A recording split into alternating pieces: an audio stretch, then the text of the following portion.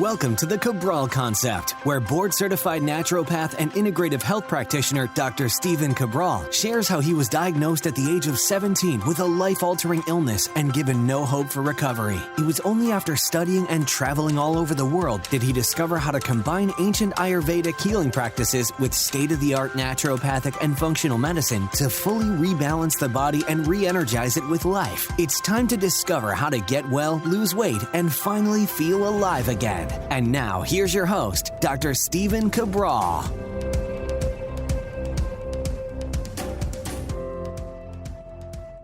Welcome back, everyone. Great to be here with you, combining a training Thursday today with intermittent fasting and really going deeper on the topic of should you be doing fasted workouts? Is that right for your body type? And if so, who should be the ones doing them and who shouldn't? So we'll dive deep on this today. This is kind of one of those almost, it's not buyer beware episodes, meaning that in our culture, in our society, more is always better. And the latest research always trumps everything that we've known in the entire, 6,000 years of essentially Ayurvedic medicine, traditional Chinese medicine, and just understanding body types. So I want to go through that today. I'm sharing this again from a clinical perspective as well. Having worked myself with over 40,000 client appointments and overseen a team that's done over 250,000 appointments, I can really share with you some specifics of how this plays out in practice. And one of the reasons why this is important is because I have a lot of friends and colleagues that are PhDs, and they're brilliant people. I love reading their research. And of course, they're always reading other research and talking about it as well. But we have to be careful with that at certain points, meaning that I'm not saying that certain PhDs aren't brilliant people, okay? They are. However, oftentimes, things are talked about in a vacuum. So we'll talk about, fasted workouts improving mitochondrial function, right? So we'll talk about that. That's great, right? Fasted workouts mimicking, maybe a fasted hunt. Okay, that's interesting in and of its own right. But what isn't talked about is how this plays out in the real world over time, because many of these studies are done on 12 people, 50 people, and it works for many of those people. But what they don't ever tell you is it didn't work for everyone in the study, right? It was clinically significant because the majority of people got a result. But what about the people that didn't, that actually maybe got worse results? That's never talked about because when you look at a study, you're looking for the specific results. So what I want to share with you is this. Fasted workouts and exercise can be great. It really can.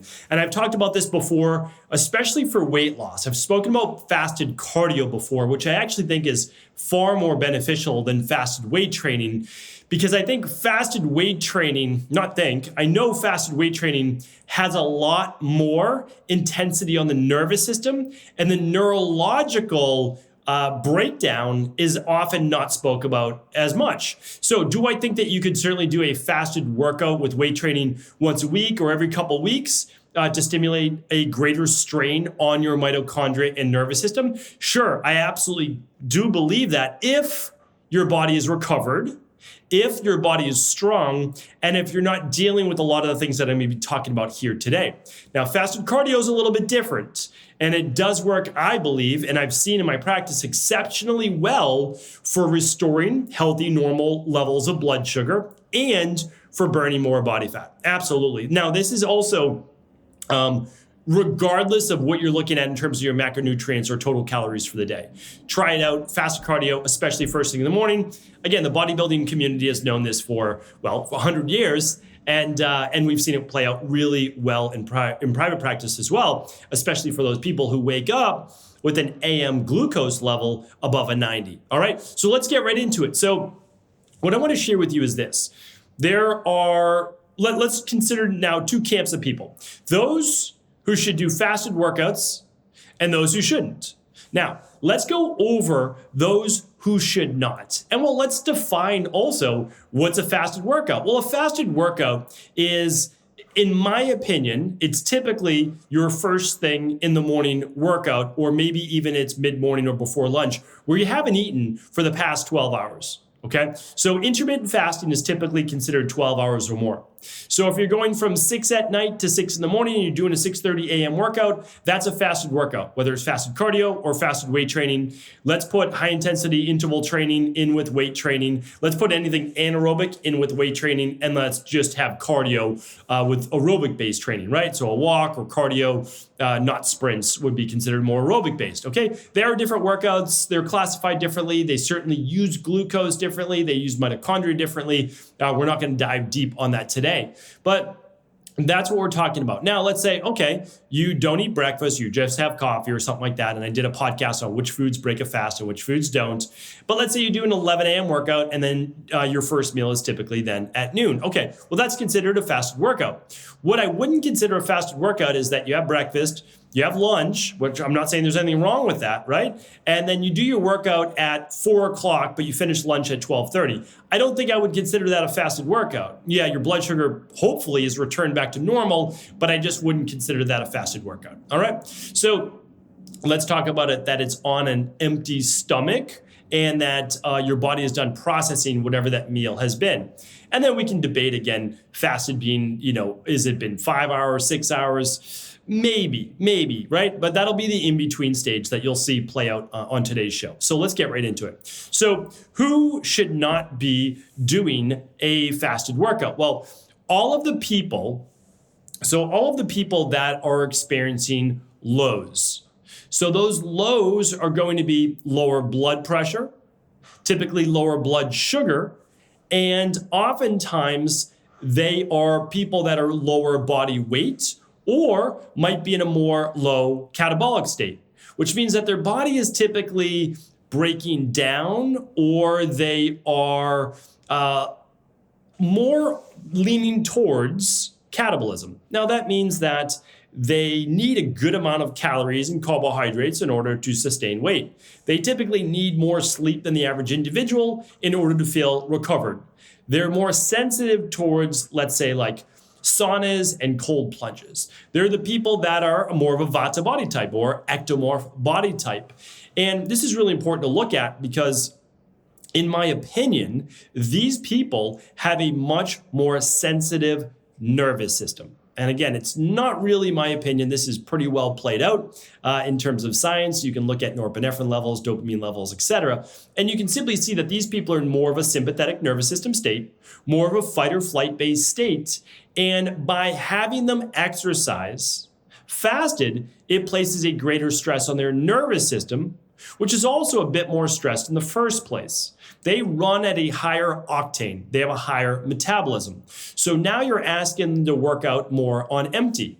And that means because these people typically are running lower blood sugar or just on the lower end of normal. Their blood sugar may be in the 70s. Now you might say, well, I like my blood sugar in the 50s or 60s. Well, I would say to you again, that's a deeper strain on the nervous system. You can do it, right? You can do it, but it's just a deeper strain on the nervous system. You're running a little bit lower because you have to understand is your body's not going to let you drop into hypoglycemia. It's going to produce what? Well, it's going to produce norepinephrine. It's going to produce glucocorticoids, and that's going to get the heart rate going. It's put you into a state of fight or flight. Glucocorticoids are being produced from the hypothalamus, pituitary, adrenal axis, and now your body's breaking down liver glycogen. And if you don't have enough liver glycogen, people think like, oh, all of a sudden you're going to switch to ketones. It doesn't work like that. If you're in a sympathetic nervous system state, your body's going to break down some type of glycogen-based reserve. And if the liver glycogen stores have been used up overnight, it will start to break down muscle tissue.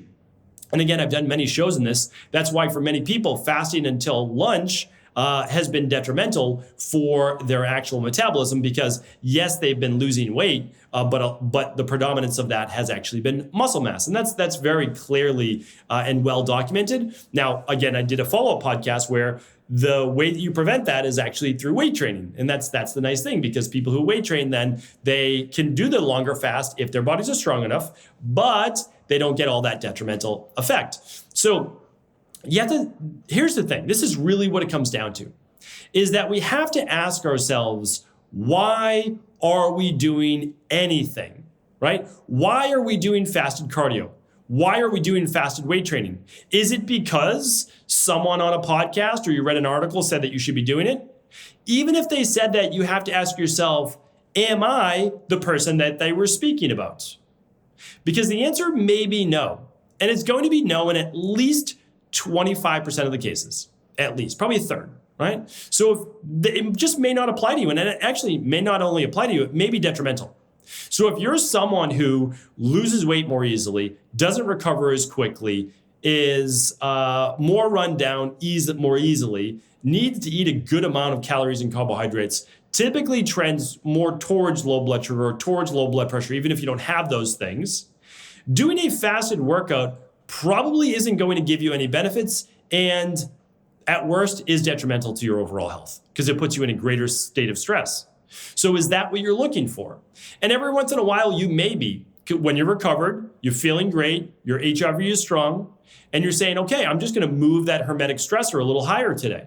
And that's on purpose. But that wouldn't be every day. And a lot of people doing this every day is almost a badge of honor to see how hard they can push themselves. I'm telling you right now, it is one of the fastest ways to age, to break down, and to use up a lot of your vital reserves. It's not a great idea. It's really not. Now, we have another side of the spectrum, and we always do. Because again, not everybody's the same. So let's say you're more of the endomorph or kapha body type, which means that when you eat carbohydrates, you tend to gain weight more easily. You have to be a little lower. You have to watch your calories, but you may not need as much sleep. You feel fully recovered. You might be a little bit more sluggish. And you're someone that trends more towards the highs instead of the lows. So higher blood sugar you trend towards, maybe higher blood pressure you trend towards, or higher weight gain, right? So if you trend towards that, and you're currently in that state right now, you very well maybe do very well with fasted exercise, fasted cardio, fasted weight training. And the reason is that you're looking to move from an anabolic state to more of a catabolic state. Now, you hear catabolism, you're like, well, that's not good because that's body breakdown. Sure, it is, but when not done in excess, it will break down body fat, hopefully first as part of your reserve. Now, it will do that. It will do that, especially if you're doing the weight training and the cardio, right? So when you're doing that, what you're looking to do is you're looking to move yourself more from an anabolic state to a catabolic state, which is what fasting does. That's how autophagy works. So now you can hopefully understand that if you're naturally in more of a catabolic state, by doing a fasted workout, you're moving yourself more towards a catabolic state. So you're from catabolism to greater catabolism, which only leads to what? Well, thinning of the skin, more wrinkles, more hair loss, more muscle loss, more bone loss, more anxiety, more low mood, poor sleep, right? But you don't want those things, right? So that's why you have to ask yourself, if I'm already catabolic, why would I want to make myself more catabolic? And the answer is you wouldn't, right? That's not a great idea. So what we want to then think about is this. If you need to move yourself from more anabolic to more catabolic, which means help support those blood sugar levels, blood pressure, weight gain, and push yourself a bit more, because you're more of an endomorph or kapha body type, nothing wrong with that. You need to push yourself back into balance, right? Because that's what you're looking to do. That's the whole point of fasting, or it's the whole point of anything, any program, is to get yourself back into balance. It's not to push yourself further out of balance. So that's why I wanted to bring this to you today, because nobody can really tell you if you should be doing fasted cardio or weight training unless they're working with you as their integrative health practitioner or someone qualified to give you that advice. But you can also answer the question for yourself. So this podcast, the Cabral Concept, is about empowering you to make the right choices for you, regardless of what doctor or PhD or what research you're reading. Because remember, no matter what you're reading doesn't mean that it applies to 100% of people all the time. It almost never does. And again, you only know that from being in clinical practice and helping people, because you get to see, oh, this was supposed to work, but yet it didn't. Then you ask yourself, well, the research says it's correct, so why didn't it work? And you say, oh, here's why it didn't work, right? Here's why this diet, this exercise plan, this fasting, this whatever did not work for this individual. And now, okay, this makes sense, and I will apply that with wellness clients or patients in the future. That's how a practitioner is supposed to act, right? Not all for one. When I see these keto diets for everyone, it makes absolutely no sense. Low carb for everyone, well, it makes absolutely no sense, because why do you need to go low carb? Right? You don't do it just to do it. That doesn't make any sense. You always do something with an end result in mind. And I'm not talking negatively to anyone on the show. I'm talking about it towards the practitioner. It doesn't make sense for the practitioner or a PhD to tell everybody to go low carb or keto or do a fasted workout when that is not what's best for everyone. It's what's best for these people over here, but not these people over here, okay? And then also, there comes to a point of diminishing returns, right? Because eventually, even that person in that anabolic state keeps doing it, and then 6 months later, they've already achieved their goal, and now they're moving past their goal to a state of not healthy, right? Because it should always be about being healthy. It's not always about being super low body fat, right? That shouldn't always be the goal in life. The goal should be, maintain a shape that you want, but not at the detriment of your health. And I hope that, again, as practitioners, but also the general public, we want to understand that what is good for one person is not always good for another. So let's not talk in absolutes, right? All oxalates are bad for people. I keep seeing this online. All lectins are bad people. All bad for people. All grains are bad people. All fruits are bad for people. All red meat's bad for people. Like what people are we talking about? Every single human being this is bad for? No. It has to do with, is it bad for this individual based on this specific criteria? So I don't want to go too far down the rabbit hole today, but hopefully this makes sense. I would love to do any follow-ups for you. So always feel free to leave a comment right on Instagram or YouTube. And if you haven't subscribed yet, if you haven't liked, if you haven't followed along, we would love for you to do that. Thank you so much. And of course, please always feel free to share this show with anyone you believe it could serve. Ever wonder what the best sauna, blue blockers, sleep trackers, wake lights, salt lamps, or other health gadgets are? Or what about the top non-toxic mattresses, sheets, soaps, bath products, toothpaste, and cookware? Or would you like to know the cleanest choices for hemp parts, meal delivery services, supplements, and much more? I personally curated, researched, and now created a resource page of all of my top picks that continues to grow each week. These are the exact products I use in my own life, with my family, in my private practice, and they're the ones I trust. To find out all of my up-to-date recommendations and all the details, simply head on over to stephencabral.com/resources.